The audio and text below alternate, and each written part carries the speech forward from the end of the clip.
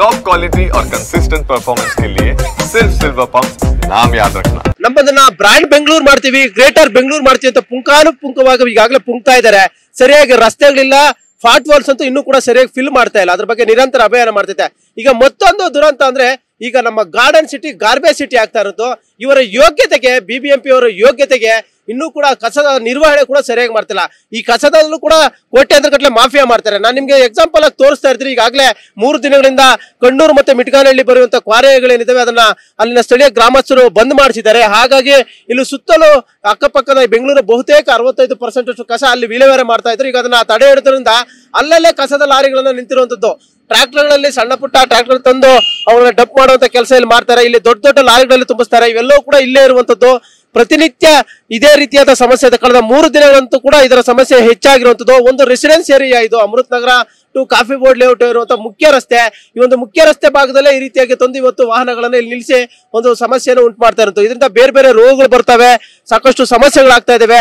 BBMP ಏನು commissioner ಆಗುತ್ತ ತುಷಾರ್ ಗಿರಿನಾಥ್ ಕೂಡ 6 ತಿಂಗಳಿಂದ ಒಂದು ಭರವಸೆ ಕೊಟ್ಟಿದ್ರಂತೆ, ನಾವು ಸಮರ್ಪಕವಾಗಿ ವಿಲೇವಾರಿ ಮಾಡ್ತೀವಿ ಅಂತ.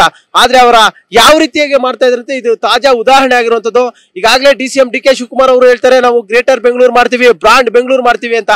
ಆಗಾಗ ನಮ್ಮ ಬೆಂಗಳೂರಿನ ಜನತೆ ಕೂಡ ಇವ್ರಿಗೆ ಸರಿಯಾಗಿ ಮುಟ್ಟು ನೋಡಿಕೊಳ್ಳುವಂತೆ ತಿರುಗೇಟು ಕೊಡ್ತಾ ಇರ್ತಾರೆ, ಆಕ್ರೋಶಗಳು ಹೊರ ಹಾಕ್ತಾ ಇರ್ತಾರೆ. ಆದ್ರೆ ಹೆಸರಿಗೆ ಮಾತ್ರ ಗ್ರೇಟರ್ ಬೆಂಗಳೂರು ಬ್ರಾಂಡ್ ಬೆಂಗಳೂರು ಆಗಿದೆ. ನಿಜವಾದ ಬೆಂಗಳೂರು ಗಾರ್ಬೇಜ್ ಸಿಟಿ ಆಗಿದೆ. ಈಗ ನಿಜಕ್ಕೂ ಕೂಡ ಇದನ್ನು ನೋಡ್ತಾ ಇದ್ರೆ ನಮ್ಮ ಬೆಂಗಳೂರಿಗೆ ಎಷ್ಟು ಮಟ್ಟಿಗೆ ಪಬ್ಲಿಕ್ ಇದಾರೆ ಅವನ್ನೇ ಮಾತಾಡ್ಸೋಣ ಸರ್. ಈಗಾಗಲೇ ಮಿಟ್ಗಾನಹಳ್ಳಿ ಕಣ್ಣೂರು ಕ್ವಾರಿಯಲ್ಲಿ ಈಗ ಬಂದ್ ಮಾಡ್ತಿದ್ದಾರೆ. ಅಲ್ಲಿ ಸುಮಾರು 600 ಲಾರಿಗಳು 3 ದಿನ ಸ್ಟ್ರಕ್ ಆಗಿದ್ದಾವೆ. ಈಗ ನಮ್ಮ ನೋಡಿ ಏರಿಯಾದಲ್ಲಿ ನೋಡ್ತಾ ಇದ್ದೀವಿ, ಇಲ್ಲೂ ಕೂಡ ಸ್ಟ್ರಕ್ ಆಗಿರುವಂತ. ಏನಂದ್ರೆ ನಮ್ದು ತೊಂದರೆ ಏನಂದ್ರೆ ಇಲ್ಲಿ ನಾವು ಯಾರು ಬೇಕಾದ್ರೂ ವಾಕ್ ಮಾಡ್ಬೇಕಾದ್ರೆ ಕಂಪ್ಲೀಟ್ಲಿ ಈಚೆ ಬರ್ಬೇಕಾದ್ರೆ ಬಿಕಾಸ್ ಎಲ್ಲ ಗಾರ್ಬೇಜ್ ಕಂಡೀಷನ್ ಅಲ್ಲಿರುತ್ತೆ. ಅಂಡ್ ಜನಗಳು ಅಷ್ಟೇ, ಒಂದು ಪಬ್ಲಿಕ್ ಅಷ್ಟೇ ಏನ್ ಮಾಡ್ತಾರೆ ಅಂದ್ರೆ ಕಾರಿಂದ ಬಂದ್ಬಿಟ್ಟು ಇಲ್ಲಿ ಬರೀ ಡಿಸ್ಪ್ಯಾಚ್ ಮಾಡ್ಬಿಟ್ಟು ಹೊರಟೋಗ್ತಾರೆ. ಇವ್ರು ತೊಗೊಂಬೋದನು 11 ಗಂಟೆ 12 ಗಂಟೆ ಯಾವ್ದು ಬರ್ತಾರೆ, ಎಷ್ಟು ಬರ್ತಾರೆ ಗೊತ್ತಿಲ್ಲ. ಬಟ್ ಗಾಡಿಗಳೆಲ್ಲ ನಿಂತಿರುತ್ತೆ ಕಂಟಿನ್ಯೂಸ್ ಅಪ್ ಟು 4 o'clock ತನಕ ಗಾಡಿಗಳೆಲ್ಲ ಇರುತ್ತೆ.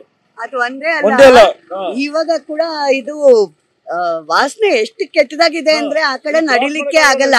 ನಾವು ವಯಸ್ಸಿಕರು ನಮ್ಗೆ 2 ಸತಿ ಕ್ರಾಸ್ ಮಾಡಿ ತಿರ್ಗಿ ಆ ಕಡೆಗೆ ಹೋಗ್ಬೇಕಾಗತ್ತೆ. ಬಹಳನೇ ತೊಂದರೆ ಆಗ್ತಾ ಇದೆ.